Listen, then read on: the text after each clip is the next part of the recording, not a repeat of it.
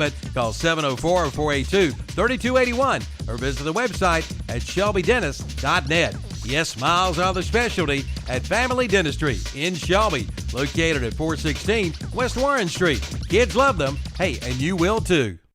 Join us every Sunday at 11 a.m. for our Sunday morning worship services. On WCSL 1590 AM and 92.3 FM, it's the Sunday morning service of First Baptist Church in Cherryville. On WLON 1050 AM and 107.5 FM, it's the Sunday service of the Covenant Bible Church in Lincoln. And on WOHS 1390 AM and 101.5 FM, it's the Sunday service of the Calvary Baptist Church of Shelby. Join us each and every Sunday morning for our Sunday morning worship services on The Boss and Carolina Country. Are you dealing with a family law crisis? When you don't know where to go or what to do, we'll be here for you. Calder and Valentine Law. Here's what one satisfied client said. Blake Calder is phenomenal. One of the most compassionate people I've ever had the pleasure to meet. God placed this man in our lives. It feels like he's part of our family. This is an amazing law firm that is truly dedicated to their clients' needs. Calder and Valentine Law. We're located at 303 West Marion Street, Shelby, North Carolina. You can call 704-470-2440 or go to www.caldervalentine.com. We're here for you. If you have a flat tire on the road, have no fear. Oakey's Tire in Shelby is here. Yes, Oakey's Tire features road service. They'll come out and have you back on the road in no time at all. And they carry big truck tires and tractor tires too. For all kinds of automotive repairs and tires, see Oakey's Tire. Buy 4 used tires for $100. And remember, they are a North Carolina inspection station. Oakey's Tire, 800 West Warren Street in Shelby. And see their page at whatsupshopper.com. Take advantage of a special offer on the versatile Kubota BX Series subcompact tractor. Switching attachments is simple, and a smooth hydrostatic transmission makes for easy operation. The Kubota BX Series, the #1 selling subcompact tractor in the U.S. for over 10 years. You own the land. Now, make it yours.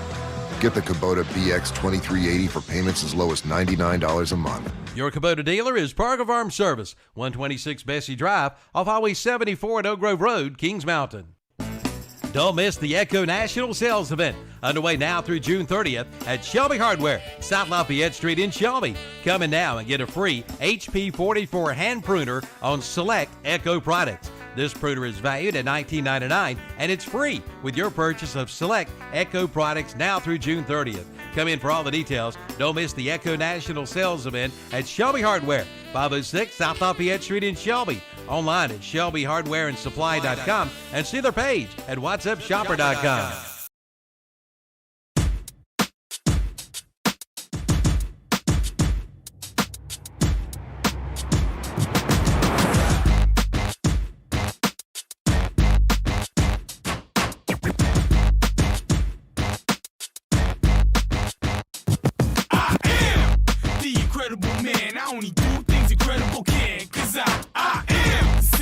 Chosen breed, you don't see too many like me, cause I am one of the reasons you do what you do when you wanna be me instead of you, cause I am still on beat, showing love to the streets, come on, you know me, cause that's who I am.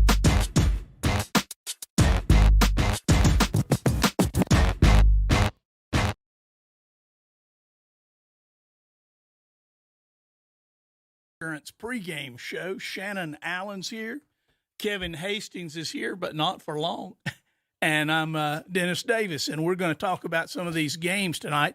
It's playoffs, man. And we got some teams that are right in the middle of some third-round games in the first round, Shannon. Yeah, that's what we were talking about a while ago. It's hard to – you look at some of who these teams are playing, you're like, wow, that's a first-round game. And then you realize, okay, wait a minute, it's a different time, different year. Yeah, you got some good matchups tonight all across the board. Well, you've got a situation because of the circumstances this year. We're playing in April. Yeah. Who imagined that? And then the way the drawings went for spots, it didn't really balance out, I think, with the strongest teams in the one position. What it did was your luck of the draw out of the hat. Yeah, that's we were talking last week. Are they going to have two? Is it going to be a big and a little this year? And there was some confusion there, but I think, Dennis, because of that, you now have one side that's a little stronger than the other, which makes the path to the championship for some a little easier than others. Yeah. But then you still got to win. You still got to play and win whoever's in front of you. But it's going to be very interesting what happens next few weeks. Well, speaking of making the path a little easier, Polk Central, they haven't played a game in 2 weeks. They won't be playing this week either. Yeah. COVID, their opponent tested positive, so they advance automatically. It's not a case of win in advance. It's a case of COVID in advance. And there's a team down east in the 4As that did the same thing. So who knows, Shannon, we might be playing this week and a team beat your team, and then next week that team has a COVID positive test, and they're out, and their opponent advances. Yeah. And well, just think about this: if you get down to the state championship game, yeah. Oh, how awful would that be to make it there and then realize somebody on your team is tested positive, and now you're having to sit out, or now basically, I guess you forfeit the game. That's that's a shame, but that's just the way it is. Or it could be like the Shelby girls basketball team, not this year, but last year when COVID first struck. They were getting ready to play in a state championship game, and COVID came up, and so they just declared them co-champions. Yeah. Well, that was the boys. That was the boys' team. Boys. Yeah, that was a boys' team. So, yeah, that's for some it's good. For, but for others it is a hindrance, that's for sure. Well, we've got a list of games here tonight that are going to be very interesting. Let's talk about here on WOHS tonight. We've got Crest and Catholic. We're going to talk more about that later. This is the third time these teams have met in the playoffs. The first two, 2010, 2011, Crest had to go down to Keffer Stadium against overwhelming odds there. The fans are right on top of it. They gave Crest a hard time. Elijah Hood was the back who played at Carolina. Crest had a couple of guys, some guy named Bullard who's playing for the Falcons now. Yeah, he wasn't too bad. And my player of the game, the hardest I've ever seen a kid play in a football game, determined not to lose, was Raheem Ledbetter. Yeah, and I remember him just not just the hardest, determined not to lose, but he can bring the wood. Oh, he can knock your head off. Running the ball or on defense. The problem was, Shannon, those kids played so hard that they didn't have anything left for the championship game the following week. They were stiff and sore and bruised and battered, and they ended up losing the state title simply because they'd been beat up by Catholic. Yeah. And Catholic has the ability to do that. So even sometimes when you win against a big team like Catholic, they had players that were going to Notre Dame, a huge size, ability. They had Hood as a running back. They didn't throw the ball a lot, but they were very, very physical. And they're good at what they do. And they had Coach Odo at the time. He he had a very patterned offense, very patient, very old school, and it was just run you down and knock the snot out of you is a polite way to put it. Wore you out. I mean, it wore you out physically. It also wore you out mentally, emotionally, everything. It just and Catholic is one of those teams that, when you look at them, you think, how are they even here? But then you watch them play. They make very little mistakes. Very disciplined. Yeah, and they're just good at what they do. And you find yourself in a hole if you're not careful, and it's hard to win. I know Crest went down there before and won, but there's been a lot of teams that haven't. Ask Kings Mountain. Yeah. One of the things about playing at Catholic, the stadium itself, it's a unique stadium in that the sidelines are like maybe 6 to 10 feet from the field. Yeah. And I'm talking about the bleachers, not not where the players stand. So you're right on the field, and the way that it is, you come out of the locker room and you go down this stairs to get to the field, and I don't know how it is now, but the Catholic kids used to line up on those steps as the opposing players came by, and it was literally running a gauntlet. There were some heckling, some name callings. The kids, they were trying to demoralize you before you ever got on the field. Fortunately, Crest was able to win those games at the time, and they just persevered. Crest was very, very strong at that time. I don't know, after the loss to Kings Mountain last week, if Crest is that same caliber team, but I don't know how strong Catholic is. They did lose to Weddington, but only by 7-3. Mm-hmm. And Weddington, as you know, is a very good team, even though if their star running back has left and gone early to Clemson. Let's see, we've got on WLON tonight, we've got West Lincoln and Mount Pleasant. Mount Pleasant, that's a tough place to play. Yeah, it is. And that's another team. You look at Mount Pleasant, every year they're always in the playoffs. And I know this is first round, but every year they go deep in the playoffs. And it's because they're just good at what they do. They're very fundamental, and they just, they come out there and just beat you down, and they're not going to score many points on you, but you're not going to score many on them. Yeah. So this fits right into West Lincoln's hand, honestly. So we'll talk about that one later too. Okay. Some other games tonight we'll try to report the scores on later on the post-game show. West Rowan, AC Reynolds, Robinson, and Kings Mountain. We'll be talking about that one, definitely. What do you see in that Kings Mountain game tonight with the opponent? You want to go ahead and talk about that one now? Yeah, go ahead and tell us a little bit about that Kings Mountain game. I think Kings Mountain's going to be in good shape, Shannon. They're playing at Kings Mountain. They're on the turf. Tell us what you think. So, Robinson comes in. They're the number 2 seed out of the Southern Piedmont 3A. They're offensively, they're averaging 31 points a game. Defensively, they're giving up 16 points a game. So they're not bad there. They are led by quarterback, and we mentioned him a while ago, probably the best name so far in the playoffs. It's his first week. Blue Monroe. Blue Monroe. He's averaging 135 yards per game with 5 touchdowns. They have a running back named Terrence Chapman, averaging 127 on the ground. He has 8 touchdowns. And their main receiver, go-to guys, Bryson Mason. Now, I'm sure they got a pretty good defense, only giving up 16 points a game, but couldn't find anything on those guys. So, they better have a good defense against Kings Mountain. Tonight, you're going to have to. Tonight, Kings Mountain. This is going to be the best team Robinson's played by far this season. Kings Mountain comes in the number 1 seed out of the Big South 3A. They're averaging 39 points a game, giving up 8. That is 8 points a game, Dennis. Wow. That's all they're giving up. And it probably could be less than that if, the Shelby game. I mean, Shelby scored, 34, 35 on them? Yeah. It was right there. So it would be definitely less than that. But Kings Mountain led by quarterback Ethan Reed going to Appalachian. He's averaging 127 in the air with 9 touchdowns. But they have 2 running backs, Rashard Brooks and Jalen Mims, who have 14 touchdowns combined on this season. And they are where last year, Dennis, Kings Mountain was so strong throwing the ball. Yeah, Paysauer. Yeah, Paysauer. And then I had the other kid's name, and I can't remember it now. But anyway, I think he's down at Limestone now. They had 2 really good, fast, physical receivers. Now this is shifted to the running game. They're using that offensive line to just wear you down, and with Brooks and Mims running the ball. Yeah, they got a young guy back there, too, so he'll be there for a couple of years. Yeah, so but where they hang their hat, Kings Mountain hangs their hat, is going to be on their defensive side. They're led by A.J. Richardson, of course, Day Wilson going to University of Missouri.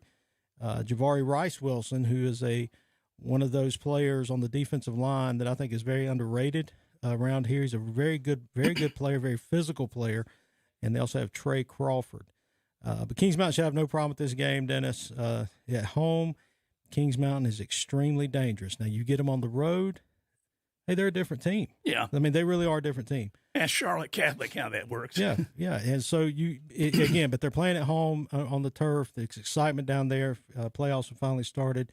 So I've got them winning 49-21 over J.M. Robinson. All right.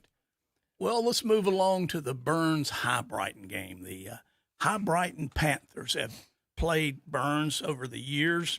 I think back in 2016, they were able to knock Burns out of the playoffs with the score there, where they beat them.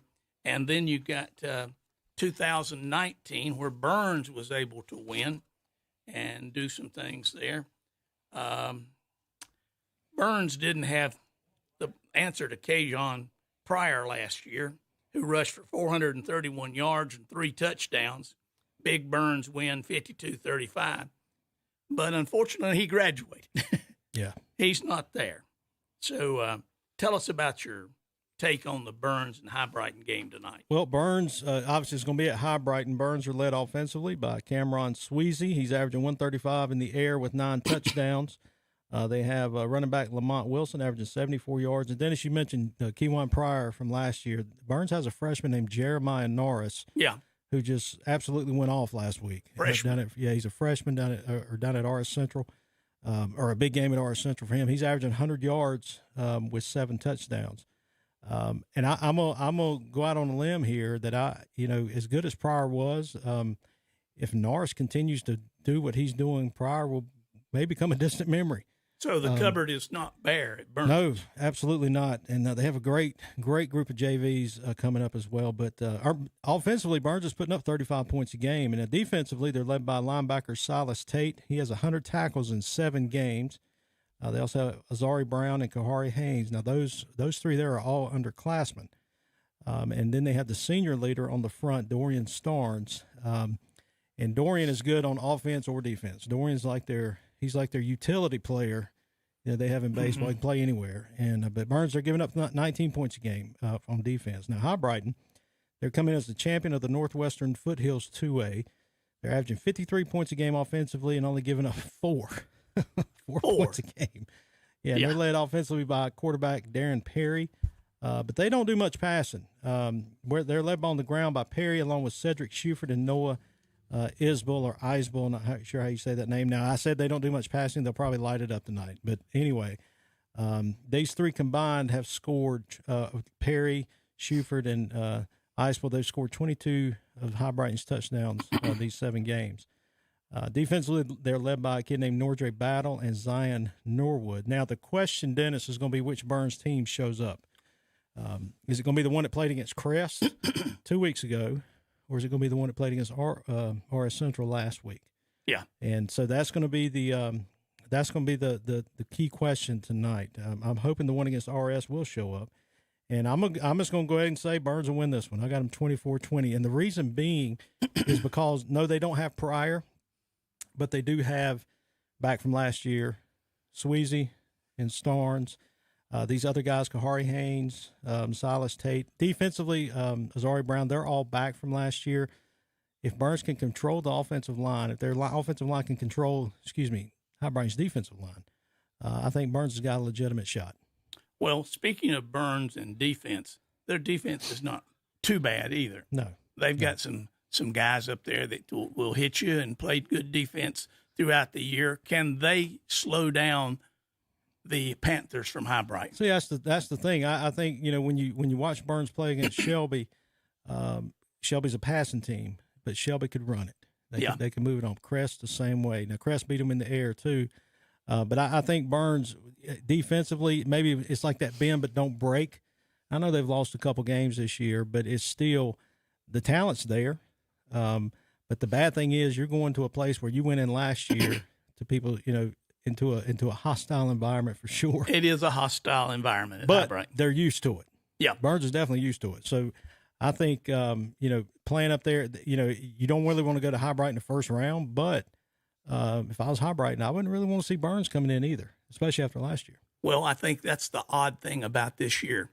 You've got what I would call some semifinal matches in the first round. Burns at High Brighton, Crest at Catholic. Right. I don't want to say Kings Mountain gets the easier game. Shelby, I was thinking that might be a different game too. Let's talk a little bit about that Shelby Walkertown game. Everybody seems to be thinking, well, Walkertown is just going to roll over coming into George Blanton. Shannon, you've got a little more information about this team. So Walkertown, well, let me start with Shelby first. Let's start with them. So Shelby, they come in averaging 29 points a game, averaging 29 points offensively and giving up 22. Now that right there was a huge, when I did the numbers there, I'm like, oh wow, is that close? But then I'm looking at who they played, and they've been in some battles and some tough games this year, and I'm thinking, okay, that makes sense. But now this is not the norm for Shelby, and usually their averages are further apart than these. They're usually average around 40, giving up 10, something like that. But they're led by quarterback Gabe Hewitt, who is throwing for 214 yards per game. He has 12 touchdowns. He has 5 interceptions on the season. And on the ground, Shelby is led by running back Omar Phillips. He is a bull in the backfield. He's averaging 118 yards per game, 9 touchdowns. But they also have a kid named Marquise Adams, and he's a great complementary to Phillips in the power game, where Phillips is power, Adams is like the lightning or something, thunder and lightning there. Just giving that little comparison. Tyler Arrington's on the receiving end, 109 yards receiving average per game with 8 touchdowns. And on defense, Shelby's led by Malachi Hamrick, Santana Hopper, Tadarian Griffin, Will Sadler, and the Arrington twins back in the secondary. Now, Shelby is loaded with talent, and we all know that. But they have yet to put together a complete game. But they're here. They're here. They're here. So will it happen tonight? Personally, I'd like to see it happen tonight. Nothing was about Walker. Only thing I could find about Walkertown online was that they are out of the Western Piedmont 2A. They're averaging 36 points a game and giving up 11. So they're pretty stout there. And but the thing is, I couldn't find anything. I guess their coaches don't put anything on Max Preps. But I was talking to one of the Shelby coaches this morning, and I said, how good is Walkertown? He said they're up near Carver, near Winston-Salem. And he said they're very fast. He said they have a big big defensive line. They have one defensive lineman that's really good. Yeah. And so, again, not a typical first-round game. I think if Shelby plays their game, if they can play a complete game and put it together, I think it'll be. I think it's going to be a close game, but I think they can win this one. And I say close. I got it 31-28. I got Walkertown. Again, I don't know much about them. I know they have some speed and they have some size, but hopefully it won't be that close, but you never know. Well, Shannon, I like to stay positive, but there's been some questions about Shelby this year. Was everybody on board? Were they playing together? Was there some dissension among the players? I know nothing about it. I hope that that's not true. But it seems to be, if you look at the situation this year, Shelby has not been the dominant Shelby that we traditionally have seen before. I don't know what's causing that. Yeah. I hear it's been taken care of. It's been addressed. Right. And hopefully that comes out tonight, that they're, all for one and one for all tonight when they hit the field. Because, as you said, this Walkertown might be the kind of team that they could take too lightly. Yeah. And that's when upsets do happen. Oh yeah, and it would be an upset. I mean, I know Shelby's 4th and Walkertown's 5th or something like that in the rankings. But you're not playing a pushover tonight, and they're definitely not. But yeah, Dennis, I've heard the same thing. I don't know any validity to that. I don't know how true it is. But as Sergeant Schultz said, I know nothing. Yeah.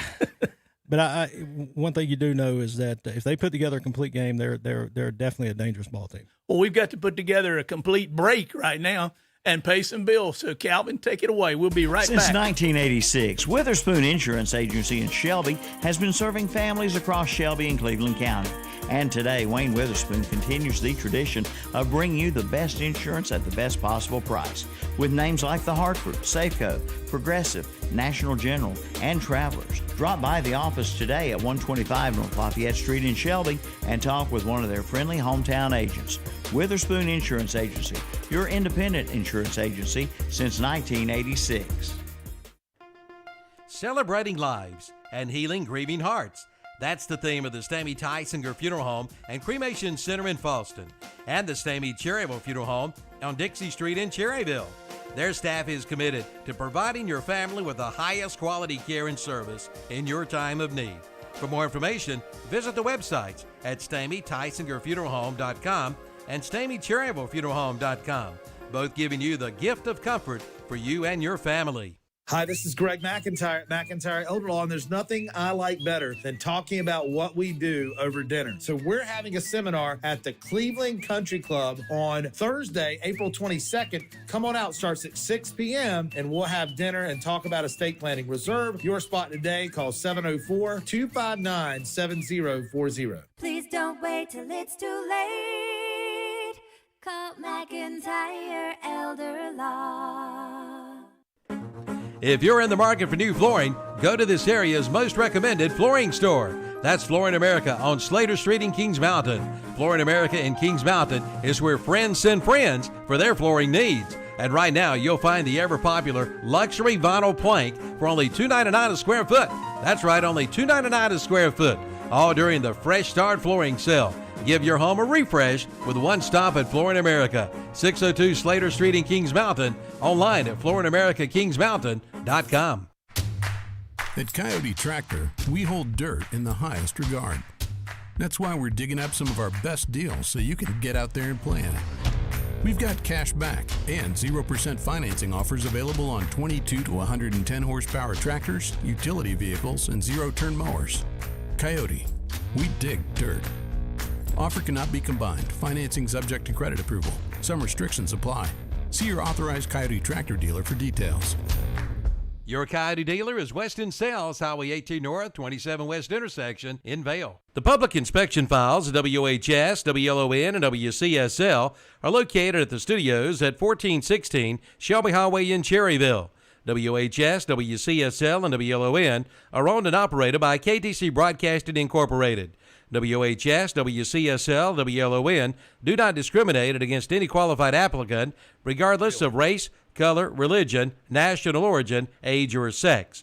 For more information, you may call 704-482-1390 or email us at info@ktcbroadcasting.com. WHS Shelby, WLON Lincoln, WCSL Cherryville, Gastonia. Hey, and welcome back to the Witherspoon Insurance pregame show. We've got some wonderful games tonight. We've just been talking about some. We're going to go into a little bit more depth, but if you're thinking about cutting your grass this week, you better make sure the old lawnmower will fire off. And if it doesn't, you need to go down to Eddie's Auto Parts on East Main Street in Lincoln. He's having a lawnmower battery sale, and you can get your lawnmower batteries there for just $27.99. That offer ends April 30th, so you better hurry because your grass needs cutting. So go get one this weekend and fire that baby up and mow your grass. Well, Shannon, we're back. I just had a couple of things I was going to mention about these teams. For example, all four Cleveland County teams made the playoffs. Right. Shelby in the 2A, the Big South 3A champion Kings Mountain in Class 3A, Burns in Class 2 AA, and Crest in Class 3A.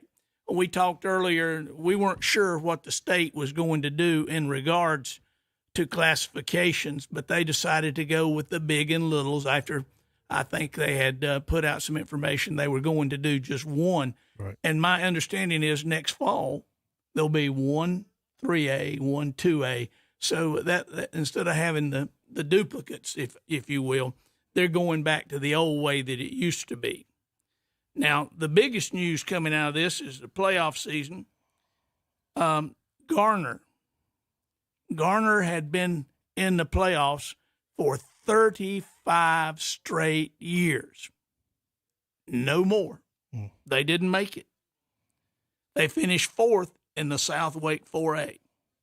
They hadn't missed a postseason since 1985. Other long streaks were Swain County. They had 21 years. No more. East Bladen had 20 years. They didn't have anything. East Lincoln, the old Mustangs that we cover here, they had a 15-year streak.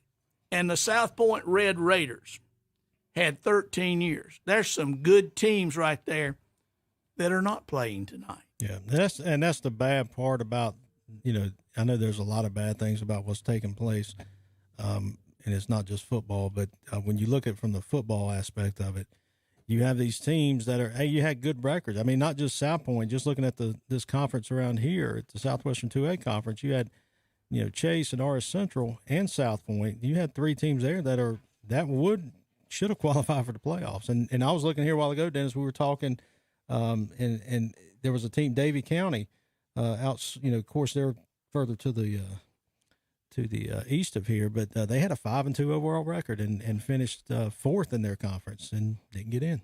There's a lot of 5-2 teams playing. Yeah, but your conference, the strength of the conference could actually be a hindrance this year. It could be. That could be that's the bad part about playing a short conference only schedule. You don't get that pregame, you don't get that pre-conference season where you can work some things out. You got to jump right in the deep end from the get-go, and it can be really detrimental for a lot of teams, and it has been. But you had had 2 to come out of the conference, and each conference had 2, so they did well. So, well, these are the teams that didn't make it. So, what about the streak now? Well, guess what, folks? You're in some pretty good football territory here. We always emphasize that. With Garner's streak coming to an end, a pair of Cleveland County schools, Crest and Shelby, surprise, surprise, now have the longest streak of consecutive postseason appearances at 28 years apiece. That's older than some of the kids. Of course, the kids that are playing, they've never known them not to be in there. Right. Murphy is close with 27 years. And the Chargers have won 27 straight opening round contests. They've never lost an opening round contest.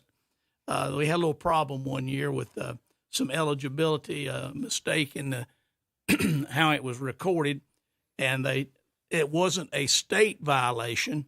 It was a Cleveland County violation. And if you recall, the superintendent was president of the North Carolina Athletic Association at that time, so we went by the local rules. Crest has won at least playoff games since 1993. Thomasville's streak lasted from 86 to 2002. Shelby's close behind, Shannon. They've won 26 straight first-round victories, and they host Walkertown tonight. Now, you talked about that game earlier. That's not the piece of cupcake that people might normally think, well, they're playing Shelby in the first round, and Shelby will just run over them, because we said that Shelby's had a few struggles this year. Walkertown may be a little bit of a sleeper in that they're stronger than a lot of people give them credit for. Right. Well, what else have we got going on here? Kevin, I was talking about the North Carolina High School Athletic Association situation, and just for your information, Kevin, you may have been busy doing some other things. But were you talking about the legislative situation as far as the yeah, Title IX stuff? I was going to mention that the legislature called the head of the North Carolina Athletic Association, Quay Tucker, over for a little interview chat with her. And basically what it amounts to is some things we've talked about here. Mm-hmm. You brought up a situation where you got these 1A charter schools because they don't have a lot of students, and they're playing 1A public schools. And it goes back to that roster thing you're talking about, because what the charter schools do, they don't have any boundaries. I mean, Crest and Catholic are playing tonight, Shannon. I think Coach Pruitt told us Saturday, Dennis, that Elkin, I think it's Elkin, may be the closest 1A public school to Cherrywood and Bessemer. Okay. Well, down at the situation. One of the mountain schools. I don't know if it's Elkin or it's one of these in the playoffs. He said that is the closest 1A public school to Polk County. Is 1AA. Looking at 1A. What, Hendersonville? They won Hendersonville is the 1 seed in the 2A. Okay. Well, Catholic that they're playing tonight has a 25-mile radius that they can recruit from. Mm-hmm. Now, if you go to Charlotte, South Charlotte, and you go 25 miles, you got a lot of Gaston County. Mm-hmm. You got a lot of South Carolina. You got a lot of Union County. Got a lot of Union County. Got a lot of Iredell County.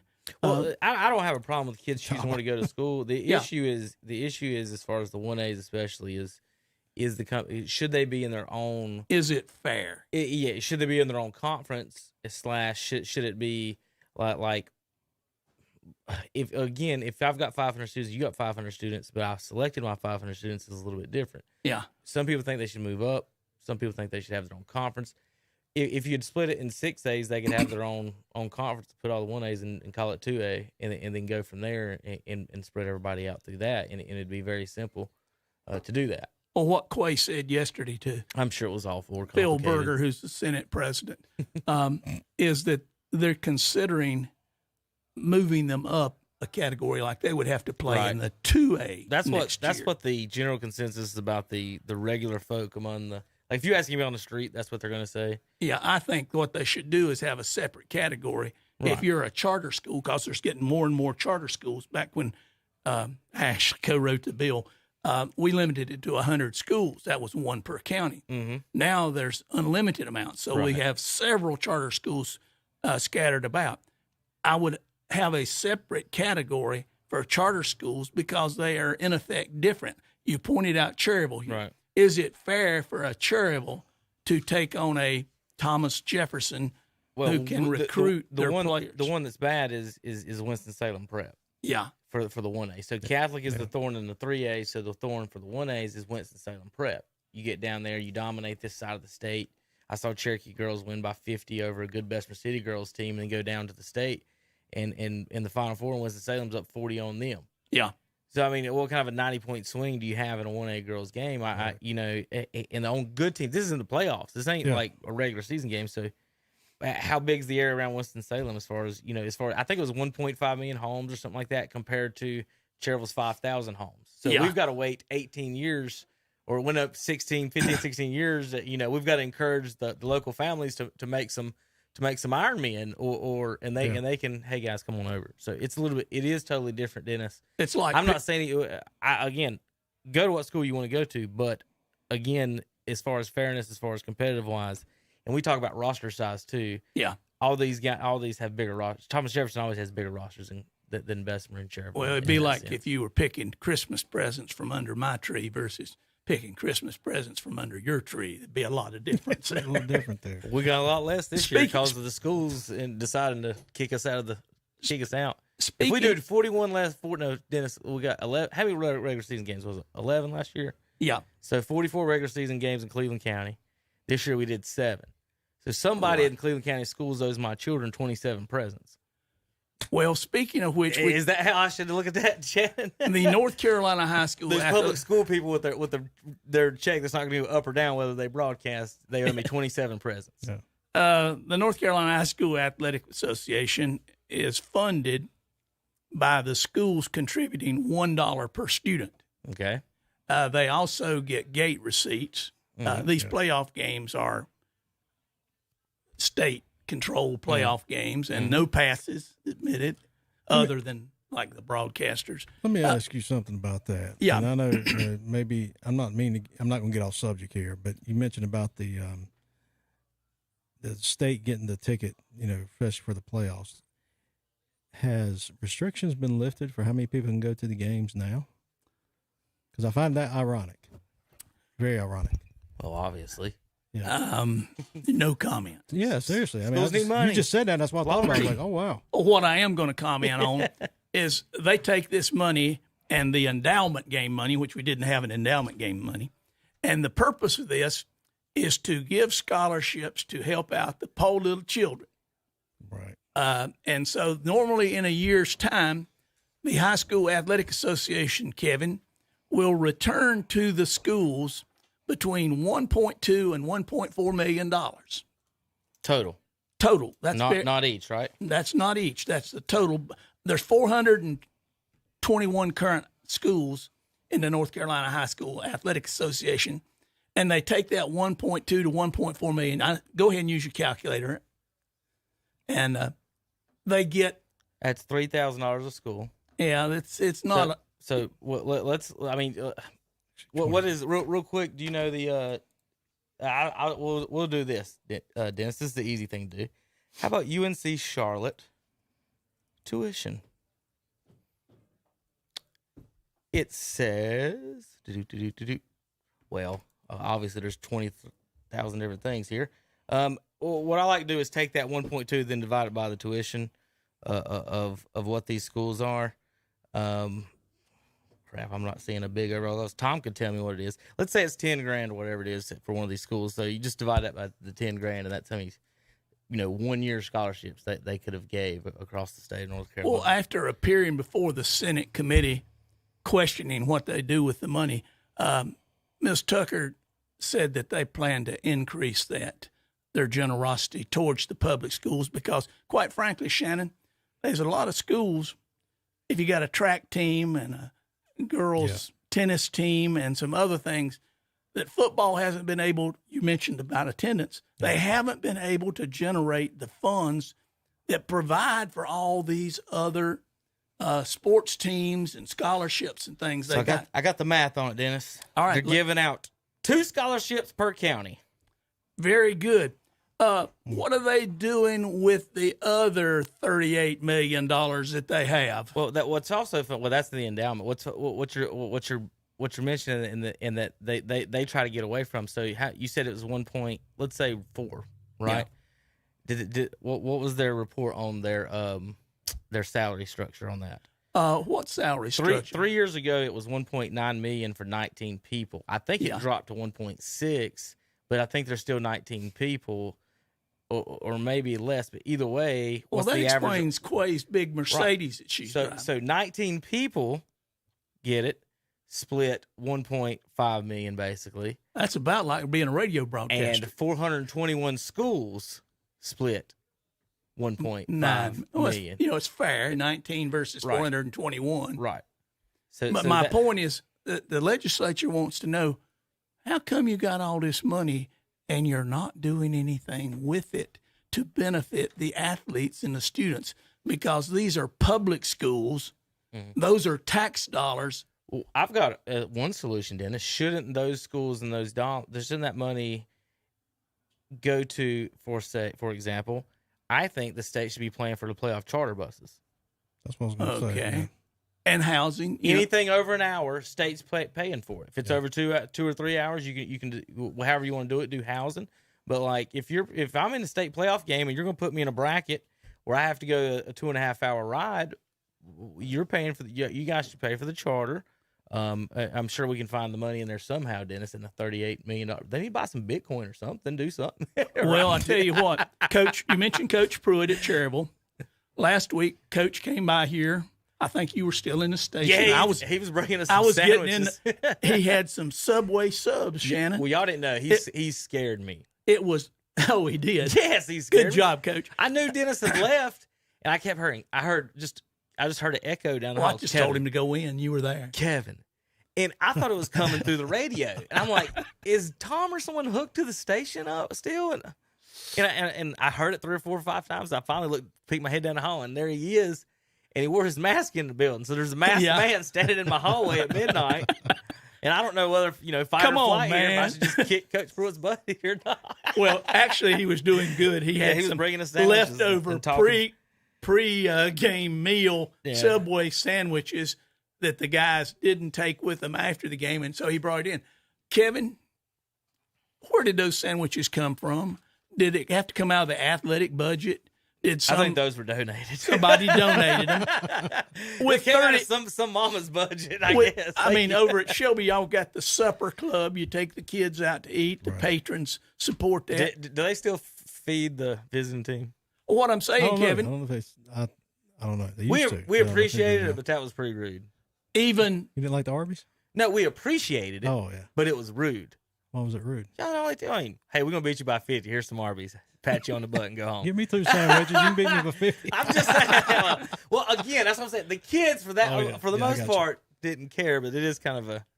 Well, my point is, Kevin, before the game. We were talking about schools and the expenses they have. Yeah. And we're talking about the money that's sitting in the fund not being used. Maybe the state should look at providing a certain amount of money to each school for some pregame or postgame meals, some transportation, as you mentioned, some various things. Would be big, is the transportation. Supplement some scholarships. Not everybody's going to Clemson on a D1 scholarship, but help the kids out. That's what high school athletics is supposed to be about, helping the kids. And I'm not sure the High School Athletic Association has gotten that message. Yeah, it's more or less what's good for me, not what good's Two for, kids not per good for county, me. again, as far as scholarships goes, and that's obvious, again, for 1 year. So Yeah. how many ever Well, I'm going to year get you, Janet, can you get a degree with 1 year in school? They keep making up classes for you to take. Oh, you need this one. Yeah, got this one. You got to take this. Sir, do you have underwater basket weaving?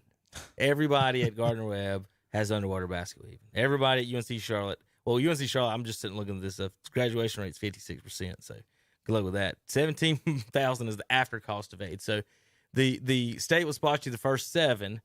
It's up to you to get the next 51,000. Yeah. Well, Kevin, I'm going to get off. I'm going to quit riding. We got to take a break. I'm going to quit riding that horse before we get banned from broadcasting any games. You can't tell you too much right math. 2 + 2 = 5, Dennis. You know that. There you go. We'll be back in a few minutes on ktcbroadcasting.com. Since 1986, Witherspoon Insurance Agency in Shelby has been serving families across Shelby and Cleveland County. And today, Wayne Witherspoon continues the tradition of bringing you the best insurance at the best possible price. With names like The Hartford, Safeco, Progressive, National General, and Travelers. Drop by the office today at 125 North Lafayette Street in Shelby and talk with one of their friendly hometown agents. Witherspoon Insurance Agency, your independent insurance agency since 1986.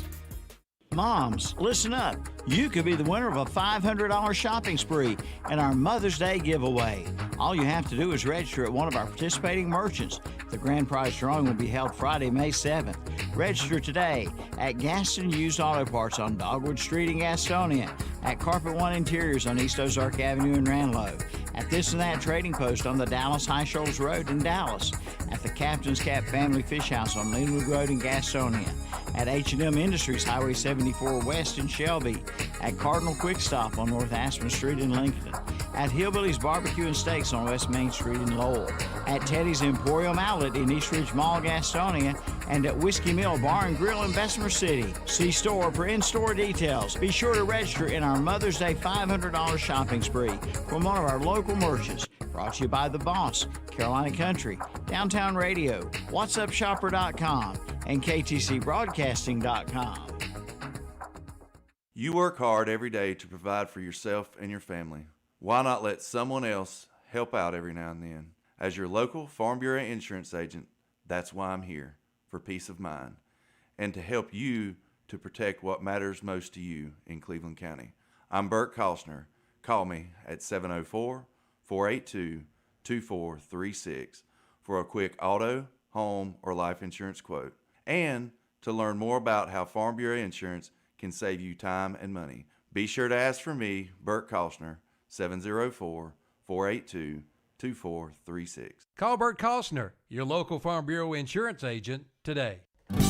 All Ray Tire in Shelby and All Ray Tire in Cherryville are moving together to bring you the best deals possible on your set of new tires. Now, for a limited time, buy any set of 4 new Nitto, Toyo, Pirelli, Cooper, or Nexon passenger or light truck tires and get up to a $70 MasterCard prepaid card. Come in now for all the details. That's All Ray Tire, located at 401 East Main Street in Cherryville, and All Ray Tire at 327 West Dixon Boulevard in Shelby. Purchasing a tractor is a big decision. Worrying about keeping it running shouldn't be. James River delivers peace of mind with an industry-leading 10-year warranty. Available with the purchase of any new John Deere 1-5 Series tractor with absolutely no buy-in cost required. Visit jamesriverequipment.com/10-year warranty. Valid with purchase of new John Deere 1-5 Series tractor. Some restrictions may apply. See dealer for details. James River delivers affordable quality and a 10-year warranty. Shope Shoes in Shelby has all the top men's and women's safety footwear brands. Red Wing, Wolverine, Timberland, Ariettes, and more. Come on in for a free foot scan. Then let them direct you toward one of 4 Atrix orthotic inserts, customized to your foot comfort and needs. To help you get up and go, check out their great athletic brands, Gravity Defier, Brooks, and New Balance, plus popular hiker brands like Merrill and Keen. Shope Shoes, wishing all Cleveland County teams great luck this season. 1843 East Dixon Boulevard in Shelby. Open Monday through Saturday, 9 to 7, Sunday, 1 to 5. Call 704-482-8653. And good afternoon. Welcome to the Witherspoon Insurance of Shelby, Western North Carolina Prep pregame show. We've got matchups and more to talk about. Dennis and Shannon's about to tell you all the games tonight. And I'm going to run down the hall for just a second, make a couple more phone calls, and then we're going to start picking them as they tell you the matchups for this evening, and we'll go through all the games. We just need a little spark to get going, and if you need a little spark to get your lawnmower going, Eddie's Auto Parts on East Main Street in Lincoln is having a lawnmower battery sale. Lawnmower batteries are just $27.99, and the offer ends on April 30th, so run down to Eddie's and get a new battery and crank up that thing, get the grass looking good out there. There you go. All right, Shannon. All right, so let's go to the games. In the 1A in the West, we have Andrews at Elkin. Thomas Jefferson, the local team, they're at Murphy. Christ the King is at Mitchell.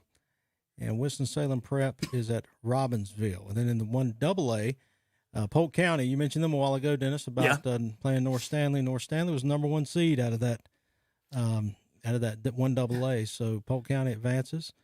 We have Community School of Davidson, the local team. They're traveling up to North Rowan. Mount Airy is coming down to Pine Lake Prep, and North Moore is traveling to East Surrey. I'm trying to read this on the screen, so it's a little.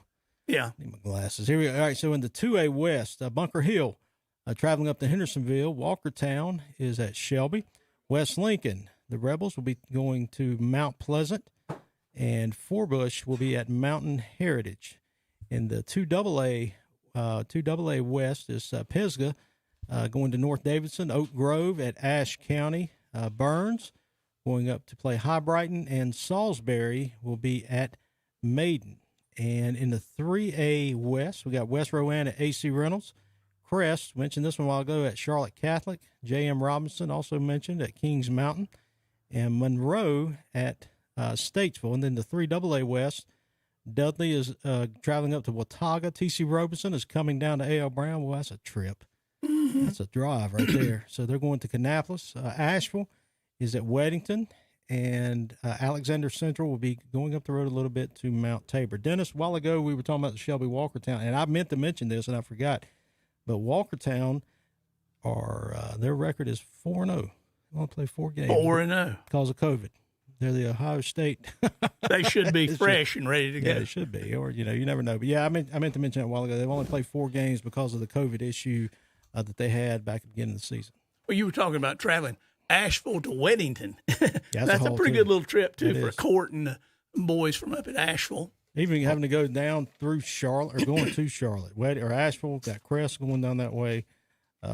That's just a nightmare. Well, you take the 485, and the thing about 485 right now is when you're coming back, they've turned it into a racetrack, literally. Oh, yeah. There's a series of cars that get out there, and it's like some kind of computer game. They try to zip in and out, and they'll do 120 miles an hour. If you're in an activity bus, I don't know that you can keep up with them. I got a minivan. That thing will get up there. I can race anybody on that. All right, the guy in the Beamer's complaining about how fast everybody's driving, isn't he?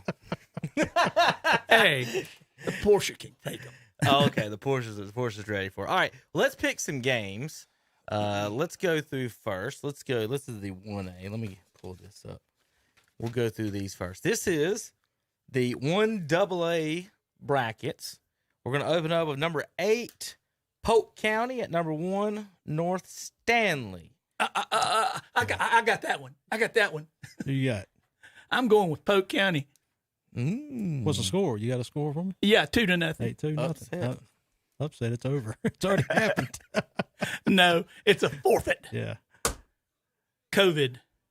Sorry, I didn't hear that. So Polk County got a forfeit win. Win. After not playing a couple weeks because they're on. This is their 3rd week in a row. Jeez. I'm sorry. I caught the tail end of that. I got you now. Okay. But it's Coach Ollis' birthday, so Coach Ollis, happy birthday. They're the 8th seed. They go on the road next week to Community School of Davidson at North Rowan. Shannon. Wait a minute. Let me get my paper. I'll make this easy for you. a little birdie told me North Rowan better win this game, or everyone should be fired. You've been talking to Will again? No, I'm just saying. Okay. Yeah, North Rowan should win this game.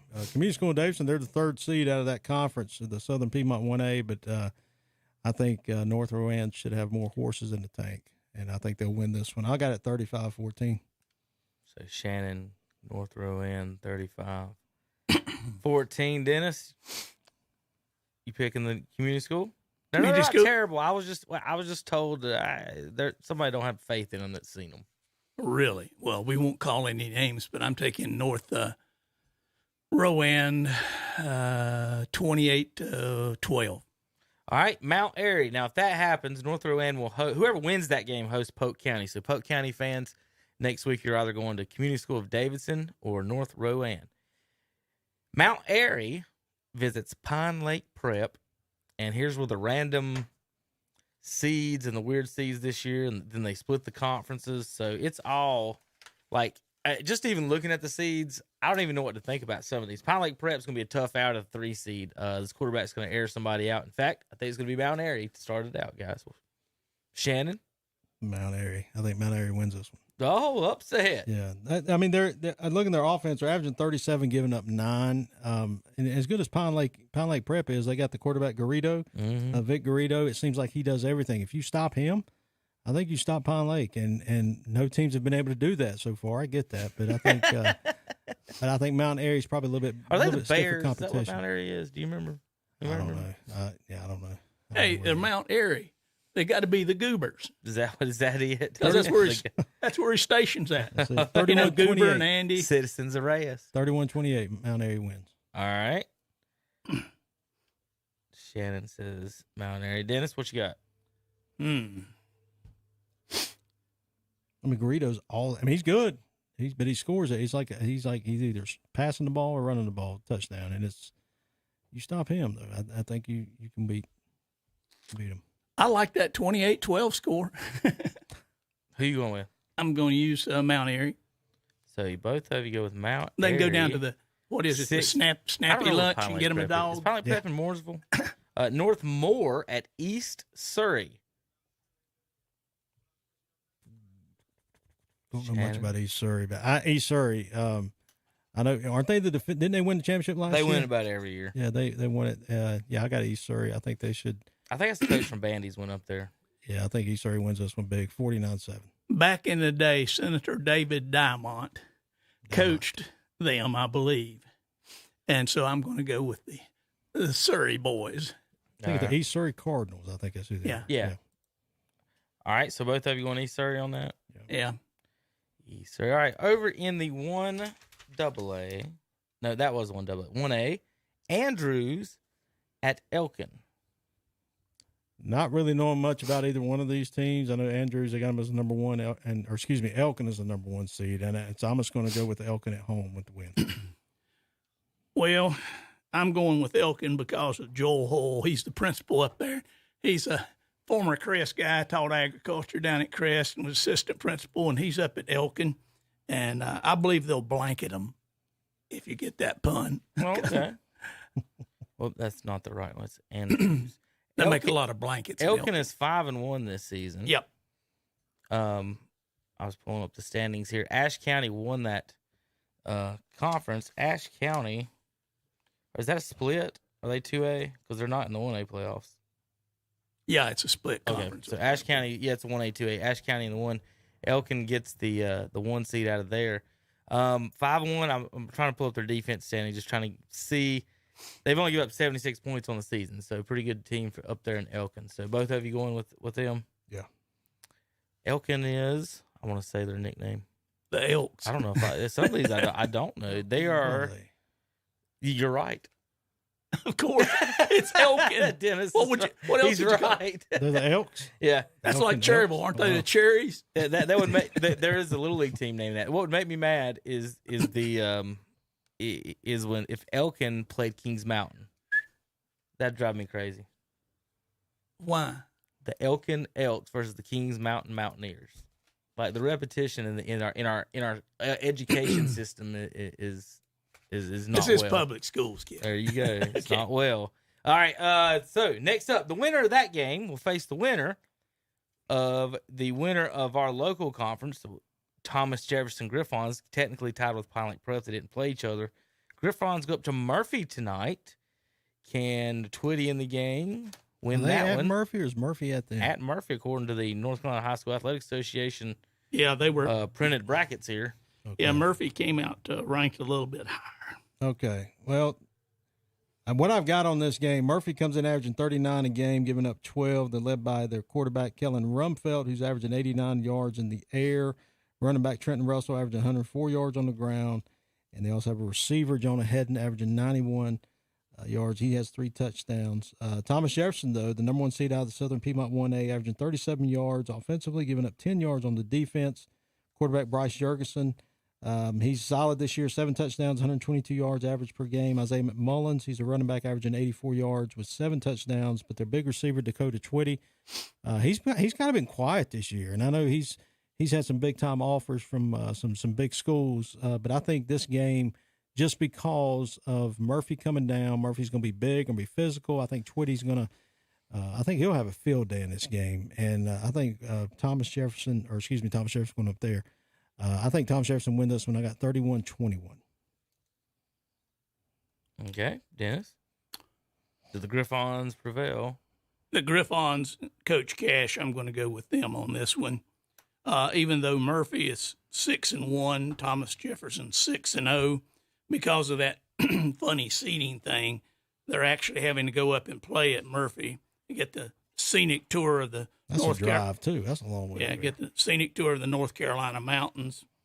Maybe they'll ride the Christmas train while they're up there or something. I don't know. But anyway, I'm going with Thomas Jefferson tonight on that, and I'm going to go 38-24, Thomas Jefferson. All right, Dennis, guess the mascot. For Thomas Jefferson? No, Murphy. Murphy. I know you know Thomas Jefferson. It'd be the morning, because it'd be Murphy in the morning. No, it's They're the Bulldogs. There you go. There you go, Bulldogs. See, somebody knew that one. When in doubt, always say Bulldogs. All right, Christ the King Mitchell.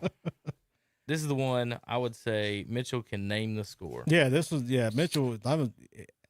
Christ King maybe gets 7 probably, but Mitchell, I think they'll be too big, too physical, and I don't think they'll have any problem with them tonight. 56-7, Mitchell.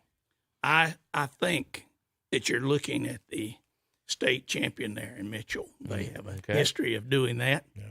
And Christ the King is 4-3, Mitchell 6-0. I have a feeling Mitchell's going to And they're that conference with Polk County and Mountain Heritage and all those guys. Mitchell's going to do pretty well. Yeah. As a matter of fact, they're going to beat them 48-7. Winston-Salem Prep at Robbinsville. If this was basketball, I'd take Winston-Salem Prep. Robbinsville, what's their rank? They're the 2 seed. 7-2. They're 7-0. Winston-Salem Prep's 5-2. Yeah, I think Robbinsville's one of those teams that when you look at them, just traditionally, they're good at what they do. I think they'll, Winston-Salem Prep, I really don't know much about them as far as football goes. Will they have the discipline? Will they be able to, if Robbinsville's just going to pound it down the throat, just methodically? I think Robbinsville will win this one. Think Big Mountain team. Yeah, and if that's the case, perhaps you probably got they probably got the speed. So I don't know this one. I'm gonna go Robbinsville at home. I'm gonna say 28-24. Be a close game. Okay. All right. I'm gonna go Robbinsville 32. Winston-Salem Prep 14. All right, here's some bonus picks for you guys. This is in the 3AA with none of the teams are in our actual area, so we're just going to go through quick thoughts on these before our next break. Then we're going to get in the 2A and the 3A picks for our local teams that are in the playoffs and talk about some of those games. Dudley at Watauga. Do the Pioneers hold on, Shannon? Nope, Dudley. Dudley upset the 1 seed. Yes. Dennis, TC Roberson travels to A.L. Brown in the Battle of the Initials. I'm going to go with Roberson. Roberson has a good quarterback this year. He's really good quarterback. Asheville travels to Weddington. You got to pick Weddington. You got to. I know that you mentioned a while ago they lost a running back. Yeah, he's at Clemson. They also lost a quarterback too. He left early this year, and they're still good. They're still good. Yeah, I got Weddington. I think Court's he's doing a good job up there, but Weddington's going to be too strong. Yeah. All right, Alexander Central at Mount Tabor. Mount Tabor. Dennis doesn't think about it. You agree? Nope. Oh no, that one. Yeah, I'm sorry. I was like, no. Who you picking? Mount Tabor. Mount Tabor. Yeah. Okay. All right. Let me read you some of the other games tonight in the area before we go to break. Calvin, get off the phone and get down here and get ready. We've got East Forsyth at Grimsley. They'll be playing the winner of Hillside and South Caldwell. Butler at Glen will be playing the winner of Hickory Ridge at Providence. Green Hope at Huff will be playing the winner of Vance at Audrey Kell. Now that will be a game. That's another two schools named after people. Olympic will be at Panther Creek. It's a dangerous area, I hear. Well, the winner of that will be Northwest Guilford at Myers Park. We'll play the winner of that game. So you want to go anywhere named Panther Creek, Dennis? It depends on what kind of Panthers they are. If they're Carolina Panthers, that's weak. Yeah, hey, what's one team up there you do not see, or one name you do not see up there around the Charlotte area? Y'all know? Bessemer. Mallard Creek. It's ridiculous. Mallard Creek. Mallard Creek didn't make it. I was just going to say Independence, actually. Mallard Creek actually finished fourth in that conference behind Vance, Huff, and then Lake Norman. All right, when we get back, we're going to pick the 2A, the 2AA, and the 3A, our local schools in the playoffs. We're going to break them down even more on ktcbroadcasting.com. Since 1986, Witherspoon Insurance Agency in Shelby has been serving families across Shelby and Cleveland County. And today, Wayne Witherspoon continues the tradition of bringing you the best insurance at the best possible price. With names like The Hartford, Safeco, Progressive, National General, and Travelers. Drop by the office today at 125 North Lafayette Street in Shelby and talk with one of their friendly hometown agents. Witherspoon Insurance Agency, your independent insurance agency since 1986. Springtime, Charlotte, and does Rhino Shield do your business? Just ask Mike. I was watching TV one night and saw the Rhino Shield ad, and I thought, well, if they can do a house, they can probably do a building. And Rhino Shield's not paint, it's better. So they came out and they gave me a price, showed me how the Rhino works, how it lasts, and how the guarantee works. In Charlotte, you too can get the guaranteed protection of Rhino Shield for 15% off the regular price. They waited for us to leave, and they worked Saturday and Sunday so they wouldn't affect our business at all. This was the great part of it. I came back Sunday night, and you couldn't even tell they were here. There was no paint on the ground. They did a fantastic job. Here's owner Dan Hoey. This offer is limited, so call us today at 704-597-4141 or visit us online at rhinoshieldcarolina.com. Don't paint. Don't vinyl. Go Rhino. Paint, don't vinyl. Go Rhino Shield. Never paint your house again. Rhino Shield. Full Throttle Power Sports in Gastonia has just gotten a whole lot bigger, and we mean a whole lot bigger. They have just purchased MS Power Sports in Gastonia and are now your dealer for Honda, Suzuki, and Kawasaki, along with CF Moto, Yamaha, and Polaris. Golf carts, too. One big dealer under one big roof, plus a complete parts and service department. That's Full Throttle Power Sports, 101 Indian Walk of I-85 in Lowell. Online at ncfullthrottle.com and see their page at whatsupshopper.com. Purchasing a tractor is a big decision. Worrying about keeping it running shouldn't be. James River delivers peace of mind with an industry-leading 10-year warranty. Available with the purchase of any new John Deere 1 through 5 Series tractor with absolutely no buy-in cost required. Visit jamesriverequipment.com/10-year warranty. Valid with purchase of new John Deere 1 through 5 Series tractor. Some restrictions may apply. See dealer for details. James River delivers affordable quality and a 10-year warranty. Christian Hahn of Cherryville High School is this month's McDonald's KTC Broadcasting WhatsUpShopper.com Scholar Athlete of the Month. Christian is a senior at Cherryville High School and is the son of David and Callie Hahn. Christian plays football and baseball and has a grade point average of 4.483. His advanced courses include English, history, math, political science, and economics, and human geography. Christian is involved in the Interact Club, FCA, and a Special Olympics volunteer. He attends Anthony Grove Baptist Church and is involved in mission trips and the youth group. He also participates in service activities and volunteer work for the community. After graduation, Christian plans to attend Gaston College and obtain an associate's degree in business with a diploma in welding. The McDonald's KTC Broadcasting OneStopShopper.com Scholar Athlete Award is to recognize a student athlete not only for accomplishments in athletics, but also for overall achievements in the classroom and for overall school and community citizenship. This area's Massey Ferguson tractor dealer is NC Tractor and Farm Supply in Rutherfordton. NC Tractor and Farm Supply features a complete parts and service department. In addition to tractors, they have all the implements you need, from hay equipment to plows, discs, drills, scrapes, and more. Plus, they carry Bobcat zero-turn mowers, along with other name brands like Bush Hog, Woods, Land Pride, and more. NC Tractor and Farm Supply in Rutherfordton. Online at nctractorandfarmsupply.com. Like them on Facebook, too. Since 1977, Shelby Heating and Air has been serving this area with the finest in Carrier heating and air conditioning products. Turn to the experts. Turn to Carrier and Shelby Heating and Air. Plus, they service all brands and are accredited A+. Visit their website at shelbyheating.com.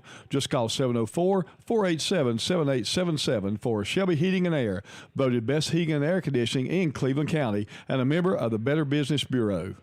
The Big E, Upstate Carolina's complete entertainment center, is a short drive from Cleveland County and has something for the entire family. The Big E provides a massive game room, bowling alley, laser tag arena, putt-putt, ropes course, and an 8-screen movie theater. Now showing is the outer space adventure Voyagers, The Scary Unholy, and Godzilla vs. King Kong. The Big E Entertainment Center at I-85 exit 90 at the Gaffney outlets, online at thebigEgaffney.com.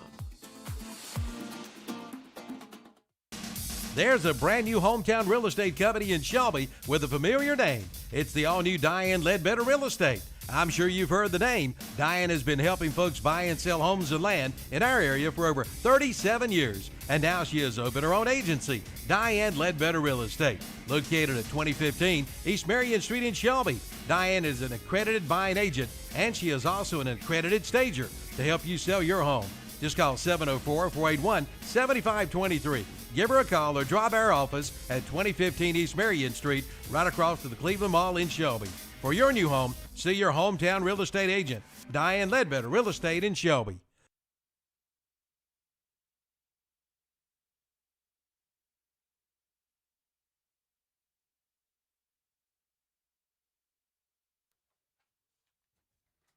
Huge thanks to this company, Calder and Valentine Law Firm.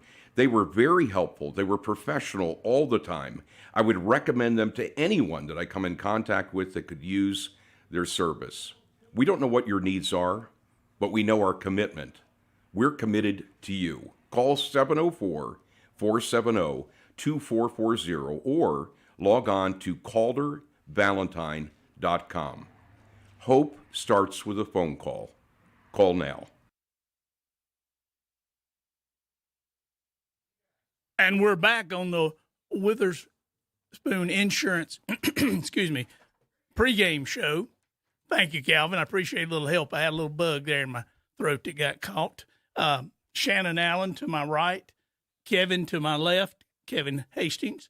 And we have a special guest with us today, Mr. Allen. You want to bring him over there to Mike Ford and let him say hello? Nah, I don't know if he want to do that. My son CJ's with me tonight. We're going to go to the Shelby game after we leave here. I mean, a man that scored a soccer goal, he ought to get his recognition in. Yeah, you can say hey. Hey. There you go. Like a professional. ESPN will be calling you sometime next week now. All right. Figures. Kevin, you want to talk about some of these other games here? He's busy with some technical things, folks, and we'll be right back with some more games. And then we're going to talk about, we got to discuss the 800-pound gorilla in the room, and that's the Catholic Crest game. We got to talk about, a couple others, Monroe and Statesville, Salisbury and Maiden, Bunker Hill and Hendersonville, and give some thoughts on various other games as we go through. So, Kevin, take it away. Where you want to go? All right. Well, first of all, tonight's broadcast tonight, Crest and Charlotte Catholic kick off at 7:30 tonight. Pregame will be at 7 o'clock. Centerfine and Pasco, Robbie Roop will have Twitter for that. West Lincoln at Mount Pleasant tonight kicks off at 7. Matt Chapin and Logan Baker should be going live in about 20 minutes out at Mount Pleasant tonight. Jason Sane will have the Twitter for that. Burns at High Brighton tonight. Matt Royster will be up there giving you some Twitter highlights. Tanner Halbert will be out at Robinson at Kings Mountain tonight for us. And then Walkertown at Shelby tonight. Steve Degree, Shannon Allen, and CJ is going to maybe get something set up for me for that and maybe get some tweets out for them. But that's our coverage tonight. And, of course, we're going to have post-game here and Red Zone as well. If we've got 2 broadcasts, we're going to try to keep the Red Zone going for you folks sitting at home so you can kind of listen to both as we go. Let's start in the 3A, then we'll back up into the 2A. Where's my sheet? There it is. All right, in the 3A bracket, 1 seed, AC Reynolds host West Rowan Falcons tonight. The Rockets last year got beat by Kings Mountain at home up in the playoffs. Does the Falcons make the ride up there and pull off the upset tonight, Shannon? No, AC Reynolds was really good at home. They're always going to be a good team, and I think they're going to keep. They'll win tonight. Probably 35-14 type game. They're different. They're like Kings Mountain. They are a different team when they play at home. When play at home, yeah. AC Reynolds is 6-1 this year. West Rowan surprisingly is only 4-2, which is a bad year for West Rowan. Yeah. When the Falcons, usually have one of the top teams in the 3A division of the state. And Shannon and I agree with you. AC Reynolds at home, that's going to be a rough row to hoe. Yeah. So I'm going with AC Reynolds in that one, and I'm going to go a score of about 38-24 on that one. I'm sorry, I'm doing other things too. That's as well. okay. If the winner of that game, if AC Reynolds wins, I mean they'll host the winner of tonight's Crested Catholic game.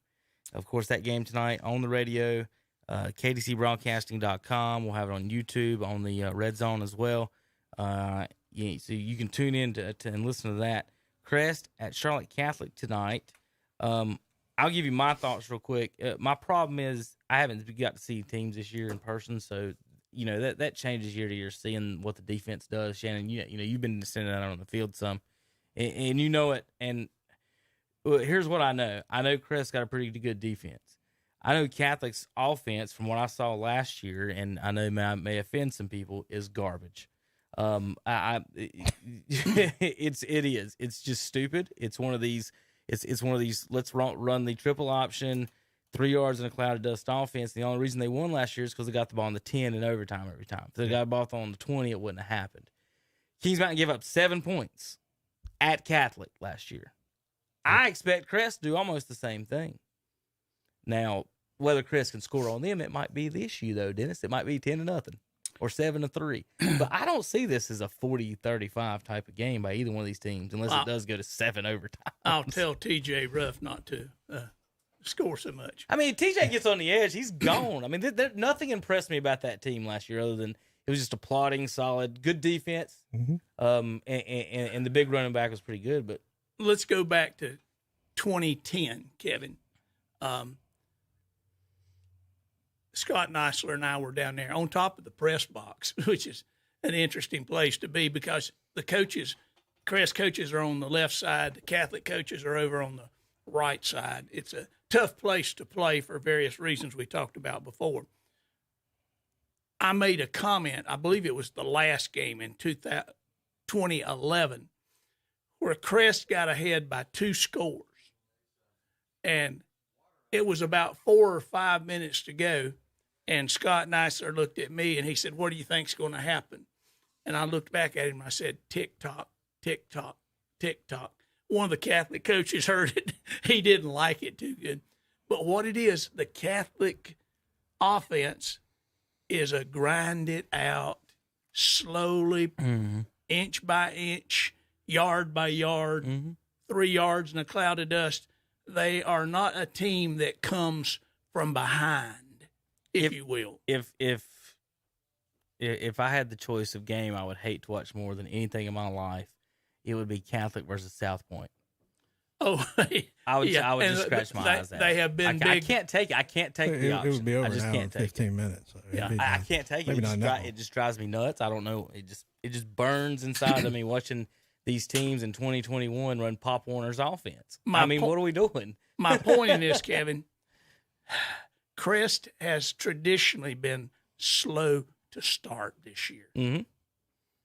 If Catholic were to be up by, say, 14-3 or something, it will be a slobber knocker.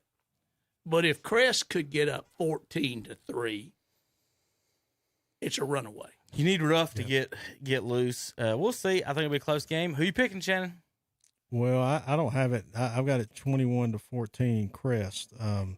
I think the keys to this game is going to be Ruff and also Caleb Borders. Those two, Ruff, when he took over the quarterback position, his main go-to guys, Borders, they're good friends, and they both used to play at Shelby, but they complement one another very well. And again, what you said, Dennis, makes sense. If Crest gets ahead 14-3, it gets ahead 2 scores. Keep your foot on the gas. I don't think Catholic can. And again, Kevin, what you said, their offense isn't built to come back quickly and to score quickly. But I think Crest, both of them have good defenses. But Catholic's struggling with their offense. If you want to call it struggling, they just don't put up the big numbers, but they rely heavily on that defense. But I think Crest, this year they've played to the strength of their competition.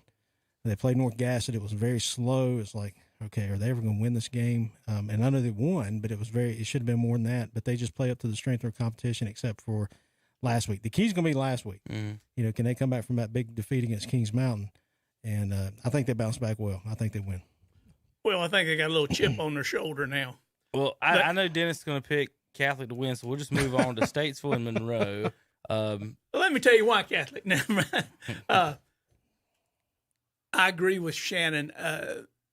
If you look at the history, the thing that Crest has going for them with the 2010 win and the 2011 win at Keffer Stadium, these boys have heard this before. A lot of opponents come into Catholic and they're intimidated, just like Walkertown coming to George Blanton tonight. They're probably going to be a little intimidated because of the history of that. Robinson coming to Kings Mountain, they're going to be a little intimidated. They've heard about that.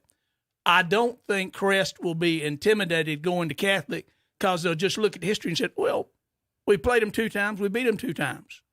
And I think tonight it's 3 strikes and you're out. So I'm going with Crest, and if they can get ahead, Shannon, you're going to see a 28-7 game.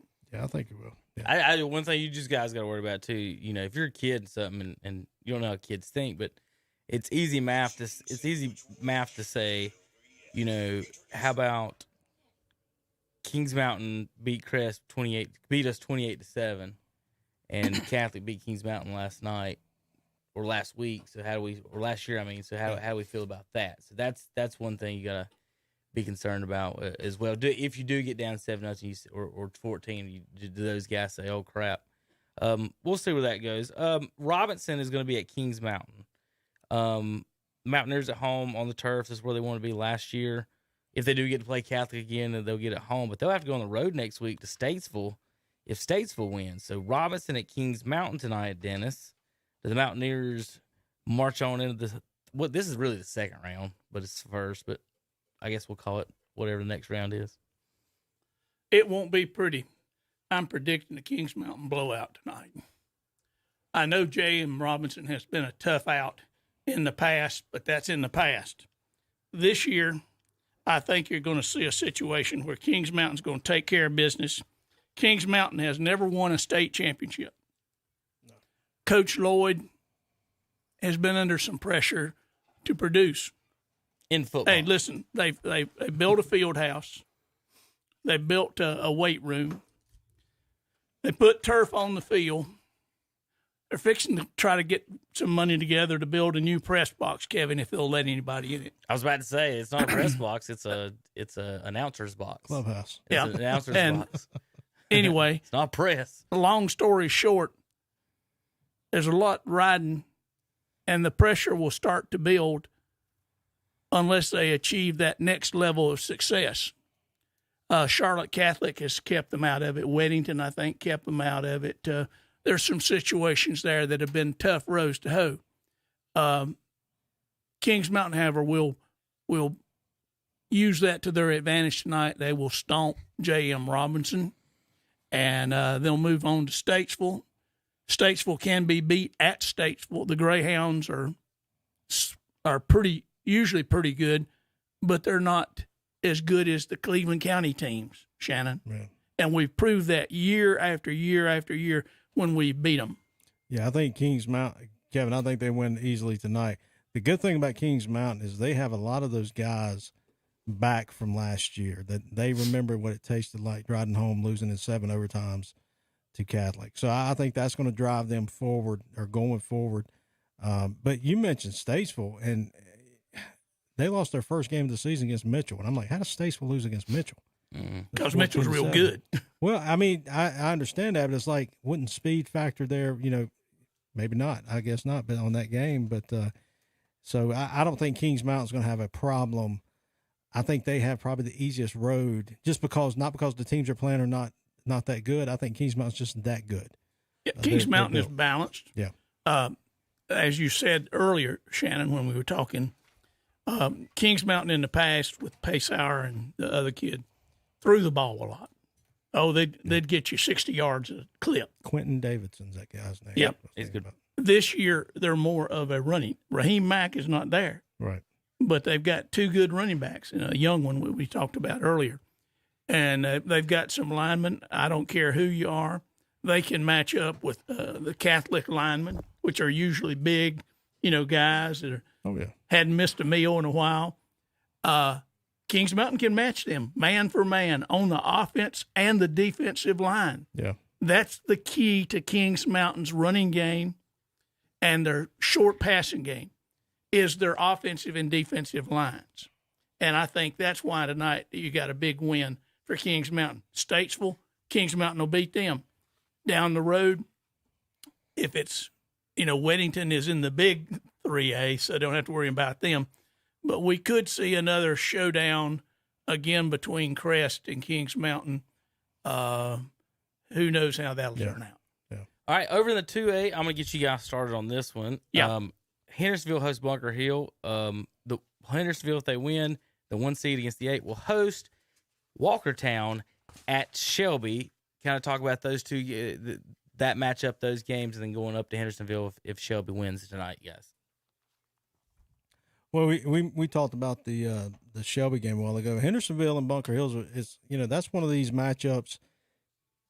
Bunker Hill's come on strong here in the last couple of years, and last couple of seasons, if you want to put it that way, with the new coaching staff up there, and I think they finished second, if I'm not mistaken, out of that conference in 2019, and I could be wrong there, but I know they were at the top, and so. Henderson, about them going to Hendersonville, Hendersonville is going to throw it all over the field. They're one of these run and gun type teams, and it's going to be a shootout. The thing, I don't think Bunker Hill is going to have enough horses to be able to stay in the game. They may be in the game early, but I just don't think they'll be able to, they can't play catch up all night. They're just not built for that. So I think Hendersonville wins that one easily tonight at home. Probably like a 49-14 type game over the Bears from Bunker Hill. Oh, we talked about odd twist in this season, Shannon. Hendersonville is the number 1 seed. Their record is 5-2. Bunker Hill is the number 8 seed, and their record is 6-1. Yeah. Go figure. Don't make sense. Hendersonville will be in the conference next year with the Rutherford County schools, RS, East, Chase. That's going to be an interesting uphill battle for them, literally and figuratively. The situation tonight, Hendersonville will take care of business. They're fully capable of beating Bunker Hill, and I predict that they will do so tonight by a score of 35-24. I was trying to bring up their stats. At Bunker Hill, they've I said they don't really pass it much, as far as their play catch-up. They do have a quarterback, Carson Elder, He's got over 1,100 yards passing, so I guess they do pass it. I was thinking they were more of a running team up at Bunker Hill. So you never know, but I think Hendersonville home field advantage. Home field advantage, and Hendersonville is so good anyway. And they're I remember Burns played them a few years ago, and it was a shootout in that game. And Hendersonville, I think Burns won, but it was still a close ball game. Yeah. But I think again, I like Hendersonville at home. Well, that brings up Mountain Heritage, the number 2 seed, against the number 7 seed Forbush. Now, here again, look at the seedings. You got number 2 ranked Mountain Heritage. They're 4-1. Yeah. Forbush is number 7. They're 6-0. Yeah, and Forbush is out of that same conference that Walkertown is, out of that Western Piedmont 2A. Forbush comes in. I mean, you said they're 6-0, but they finished second in that conference, maybe because of a drawing. Yeah. Walkertown only played 4 games of what they've got listed here. And so, but Forbush, they're only giving up 54 points total defensive wise. And so, Forbush is pretty stout. They're not a seventh seed type of team. And so I think they will be, I think they'll win tonight. I like them. The seedings don't really matter now. I think Forbush is a strong candidate, probably one of the top teams in that area out of that Western Piedmont 2A, and I think I'm gonna say 28 to 28-10. I think they'll win tonight. Well, I'm going to go with Forbush too. Not trying to copy you. No, okay. But I think the 6-0, whatever conference they're in, whatever competition they played, tells me more than 4-1. Although 4-1's not a bad record, they just haven't played a game somewhere. I don't know if it was COVID or what the deal was. Couldn't get a game to fill in a blank or what. Well, even Dennis, Mountain Heritage is tough. I mean, they're going to be a big physical team, and I'm trying to remember. It's really last season, but it's 2 years ago. What they did in the playoffs, and I remember they went deep in the playoffs in that 2A, and I can't remember how far they went, but Mountain Heritage, I think they'll be a formidable opponent, but I think Forbush would be too quick on the edges for them, and that's why I think they'll go up there and win. Well, you know what they say about those mountain teams. Yeah. Speed kills. Yeah. And I think in this situation that Forbush may have the speed factor on Mountain Heritage, and that would be the difference in this game. So I'm going to say that Forbush is going to win that, and I'm saying they're going to win it 32-28. Well, Kevin's had to take a little call here, so we're going to look at some other teams here in the 2AA, which brings us to the Burns, High Brighton, and the Maiden Salisbury games. Let's talk about Maiden. So we've already talked about Burns and High Brighton. Yeah. The Maiden, Salisbury and Maiden matchup. Now, Salisbury was the team Shelby defeated last year in the state championship game, and Shelby just didn't defeat them. They pretty much just destroyed them. Salisbury was in the East last year. This year, obviously, they're here in the West, and they're traveling up to Maiden. Now, Maiden comes in. They're averaging 28 points a game. They're giving up 15 lead, and the number 1 seed out of that conference. Maiden led by quarterback Ethan Rhodes, who's averaging 242 yards per game. He has 10 touchdowns. Running back Amarian Craig, he's only average. Well, I say only. He's 87 yards per game with 7 touchdowns. I think they were expecting more out of him this year. I think he's a kid transferred in from Bandy's. Big running back Bandy's had. And then the receivers, Brennan James and Chris Culliver, they have 9 touchdowns combined. I think Maiden at home, we all know the mystique about Maiden. They're a different team at home. That's a difficult place to go in and play. Just the tradition-wise, the history that's up there. Now, Salisbury, Dennis, and I will say this, they lost their first 2 games of the season. Yeah, they're 5-2. Yeah, and they've been in a must-win ever since week 3. So they've had to face some adversity along the way. And, I don't know if this game will be a blowout, but I think it'll be a close game. I got Salisbury winning. I think they go into Maiden. Oh, okay. I got them winning 20. Again, all because I want to say, and I couldn't find anything online about them.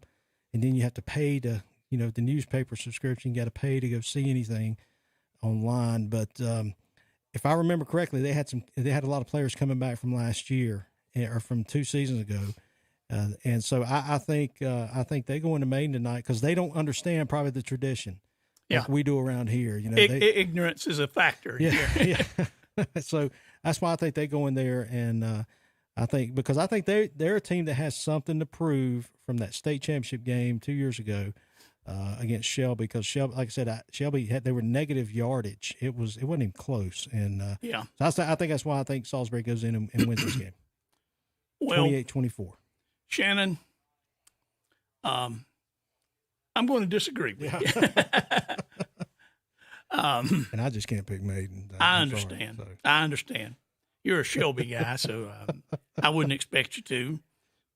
I'm not a Shelby guy, so I'm going to go with the Blue Devils. Yeah. If you remember that first game of the year, they beat West Lincoln. And we thought, okay, I'm not sure that they've got a lot this year. Right. But then West Lincoln turned out to be a team that made the playoffs as well. Yeah. So I think maybe the competition that Maiden has faced this year with the East Lincolns, North Lincolns, Lincolnton, West Lincoln, has been a little better quality maybe than what Salisbury's faced this year. So I'm going to give the advantage to Maiden because they're at home, because of the competition from their friends and neighbors in Lincoln County, and I'm going to call that game to go to the Maiden Blue Devils tonight, and they're going to win it 28-24. And Dennis, you mentioned about Maiden defeating West Lincoln. They only defeated them 21-20. I realize that. Yeah, it was a close game. West Lincoln could have easily been the top team in that conference. Yeah, if there's one team, and I'm sure we're going to talk about them here in a minute. If there's one team in this area that has really, I should say there's a lot of teams in our area that have exceeded expectations. But if there's one team in Lincoln County that really surprised me, that was the Rebels. They again, what they lost coming in this year, and they've really turned it around. Or not turned around, they've kept it going. They've kept going what they've built up there. But I was fixing to say, I think that's the difference. They got a little taste of it last year. Oh, yeah, absolutely. And it's like that situation I said about Crest going to Catholic. Yeah. We've had success there. Success breeds success. West Lincoln last year, I think the boys' eyes opened up. Hey, we can win. Yeah. We don't have to get run over by Maiden or anybody else. We can handle it. And so I think that was the awakening of West Lincoln was last year and the year before. And so right now, probably the best thing going for Salisbury is you said they're not aware of the history of Maiden. Yeah. Tom Brown's not on the sidelines. And they come in and think, hey, we can beat that bunch. Yeah. But I think they're wrong. And plus, again, I think the adversity plays into this. You've had your back up against the wall since week 3, and you've had to win. You've been in playoff mode, for 4 weeks now, and this will be the 5th week. So that's why I think could be wrong, obviously, but I like Salisbury in this game. All right, we disagree. We'll agree to disagree. Disagree to disagree. And we've already talked about Burns and High Brighton. Any other words on Burns and High Brighton? No, that's just going to be, again, Jeremiah Norris. Be on the lookout for that kid, that name. That's going to be the big name in the future for Burns High School. Okay.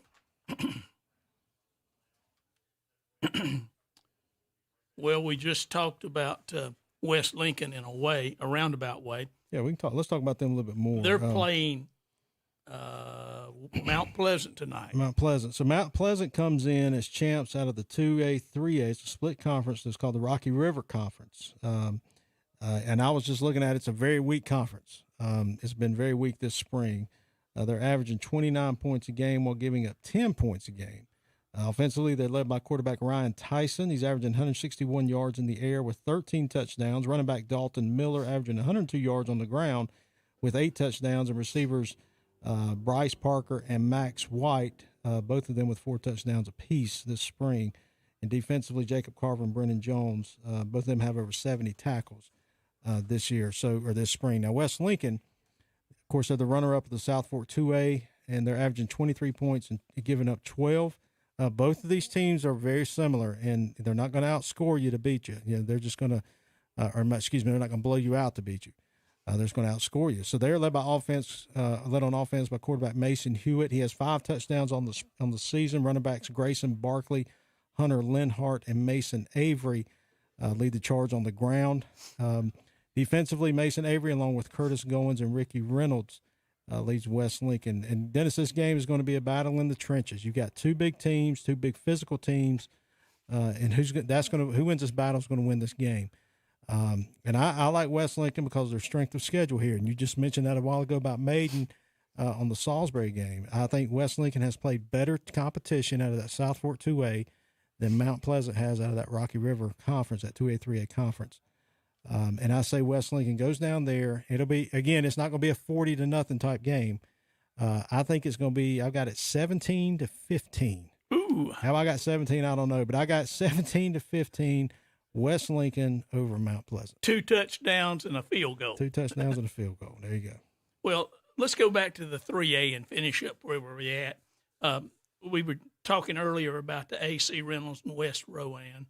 We talked about Charlotte Catholic and Crest. We discussed Kings Mountain and J.M. Robinson. Kevin was putting down our choices on that. I believe you took Kings Mountain in that one. Right, yes. And I took Kings Mountain in that one. Now we got Statesville and Monroe. Monroe has been a powerful team over the years, not so much this year. They're a 7 seed. Statesville Greyhounds are always quick and tough. Who do you got in that Statesville-Monroe game, and you want to say a little bit about it? Well, Monroe is out of the same conference, out of that Southern Carolina 3A conference, as Weddington and Charlotte Catholic. Monroe finished third. Weddington was 6-0, Catholic was 5-1, and then Monroe was 5-2, and then Marvin Ridge and Cuthbertson, so on and so forth. I haven't seen, again, Monroe, I haven't seen them at all this year and haven't really paid attention to them. I just know what they've done in the past. They're always fast, and they're always physical up front. When I look at them in going up, I think, going up there to Statesville, I like Monroe in this game, all because of the physicality. When you play, we've talked about the teams. We've talked about Catholic. We talked about Weddington. And I don't know the scores of those games. That competition thing. The competition, absolutely. And I think they have played stronger, tougher competition. They may not have played as fast of a competition as Statesville has, but I like Monroe in this game. I think they go up there. Again, I think it's going to be like a 28-21 type game. It'll be close, but I think Monroe can match Statesville or can match their athlete for athlete, and I think they're going to be more physical. So that's why I like Monroe. Well, Statesville's the number 2 seed at 5-1. Monroe was number 7 at 5-2. I would bet, without looking at anything, who those 2 losses came from. Oh, yeah. Weddington and Catholic. Weddington and Catholic. Catholic's 1 loss came to Weddington. So and therefore, I'm going to go with the Red Hawks. Yeah. To go up there to Statesville and give the Greyhounds a more than they can handful. And they're going to beat them, I would say, tonight, 21-14. Now, the winner of that game will play the winner of the Kings Mount Robinson game. So they'll play Kings Mountain. Yeah, they'll play Kings Mountain. That's ironic. You're looking at this schedule here, Dennis. If Kings Mountain wins tonight, which they probably will, they would have to travel to Statesville. And I think you mentioned that a while ago. Right. That's interesting. That's the way they do the seedings this year. That's very interesting. However, should Monroe beat Statesville, Kings Mountain would get another home game. Yeah, they would. Advantage Kings Mountain. Okay, let's see now. We've already been over the 1A. We picked Thomas Jefferson over Murphy, both of us. Mitchell and Christ the King, we both took Mitchell. I think he's wanting to do a break, Dennis. Robbinsville over Winston-Salem Prep, we took Robbinsville.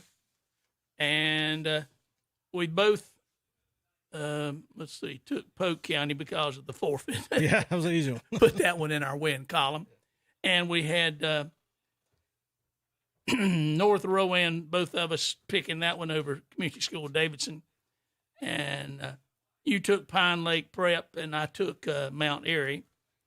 And in the East Surrey North Moore, we both took East Surrey on that one. So let's take a break, and we'll be back for our final quarter hour of the Witherspoon pregame show. Since 1986, Witherspoon Insurance Agency in Shelby has been serving families across Shelby and Cleveland County. And today, Wayne Witherspoon continues the tradition of bringing you the best insurance at the best possible price. With names like The Hartford, Safeco, Progressive, National General, and Travelers. Drop by the office today at 125 North Lafayette Street in Shelby and talk with one of their friendly hometown agents. Witherspoon Insurance Agency, your independent insurance agency since 1986. Save the date. Saturday, April 24th from 11 a.m. till 2 p.m. It's Spring Fling 2021 at Backroad Pickers in Fallston, featuring music by the Jacktown Ramblers. Plus, fat and sassy concessions will be there, along with Beardo Brothers Barbecue and free chair massages by Mindy Jensen. Plan now to be there and bring a chair and enjoy some good music, good food, and good company. And come by now and check out the exciting new booths at Backroad Pickers, 3949 Fallston Waco Road in Fallston. Open 10 to 6 Tuesday through Friday, 10 to 4 on Saturday. Online at backroadpickers.com and like them on Facebook too. This day and time, you need to be concerned about your health, and Hopper Heated and Air in Shelby can help. Talk with them about phenomenal air-cold plasma generator technology. It cleans the air naturally and can eliminate 99% of COVID.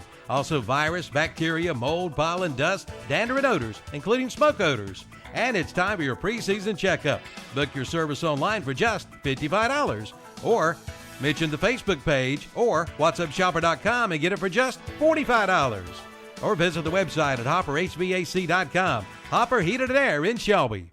If you have a big appetite, then ask for the Super Slam at Denny's, Highway 74 Bypass East in Shelby at the Cleveland Mall. The Super Slam features 2 eggs, 2 bacon strips, 2 link sausages, 2 pancakes, and hash browns, all for $6.99. That's right, only $6.99. Plus, you'll find a full menu of all your favorites.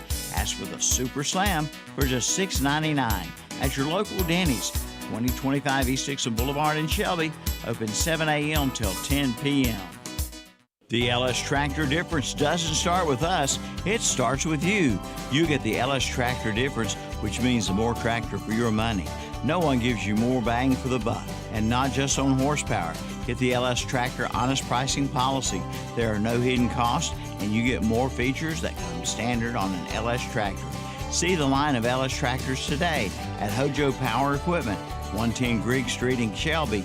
Get the LS Tractor difference today. 2 locations to serve you. That's Auto Parts U-Pull and Scrap Metal, located at 1025 County Home Road in Shelby and now at 851 Car Farm Road in Lincoln. Auto Parts U-Pull and Scrap Metal will buy your junk car or even your house and come pull your own parts. New additions arrive every day. Admission fee is $2. They also buy copper, aluminum, steel, cast iron, tin, and brass. See the king of parts. Auto Parts U-Pull and Scrap Metal. Open 8 to 5, Monday through Friday. 1025 County Home Road in Shelby and 851 Car Farm Road in Lincoln. Online at autopartsupull.com and see their page on whatsuppshopper.com. Like them on Facebook too. All right, good evening, everybody. Welcome back to tonight's broadcast of the Witherspoon Insurance Western North Carolina Prep Football pregame show. Let's go over the schedule once again tonight. Coming up at 7:30, we'll have the Red Zone Radio channel on YouTube. Just turn into YouTube if you're watching now. Same channel. If you're listening on the radio in your cars now, go to YouTube. Go to the KDC Broadcasting page. That's from 7:30 to 9:30. After that 9:30, I guess with a later game tonight, Dennis, we may be looking at a later start. But between 9:30 and 10, I wrote down 9:45. We'll be doing the Full Throttle Power Sports postgame show with scores and highlights from around the area from everybody at our games, and we're going to talk about those. Tonight's games on KTC.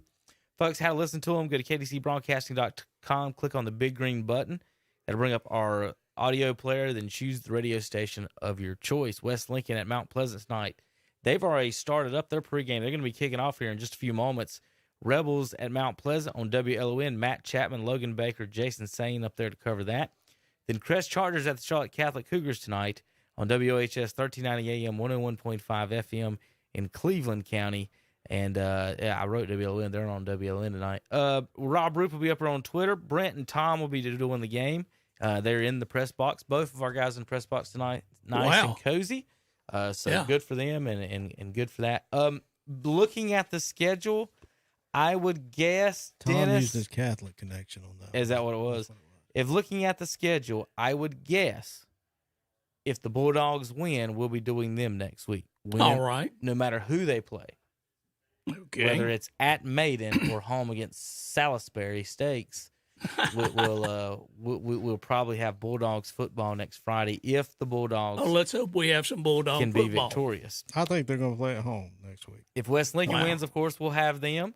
Yeah. And then go Rebels. And then so baseball starts the 30th here on KTC, Friday the 30th. I don't have the exact schedule in front of me, but I do remember that. It was 16th, 23rd, 30th. Yes, the 30th. So 2 weeks after today, we'll have baseball. Tomorrow during the day, we've got Yetis baseball doubleheader tomorrow. We'll Live start on off YouTube. with your sports show. Well, that too. Well, we've got that. You can't miss. 8 a.m. to 10 a.m. live sports talk. Myself, and if Terry and Hunter get out of bed, they'll be here tomorrow. JP will get out of bed, and he'll be here running the board. We'll be talking NBA, NFL, Major League Baseball, PGA, NASCAR, and more, 8 a.m. to 10:15 a.m.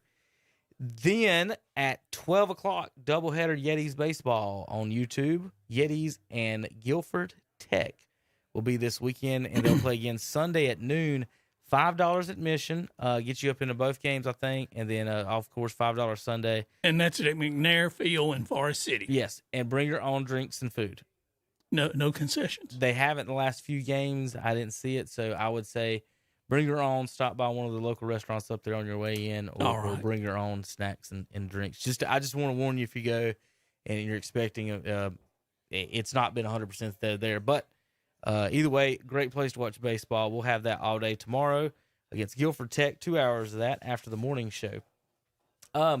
Let's see. Do any other things I want to news and notes for that? Also, we'll have them Tuesday. I think we've got a doubleheader Tuesday against Walker State. We've got 8 Yetis games in 10 days.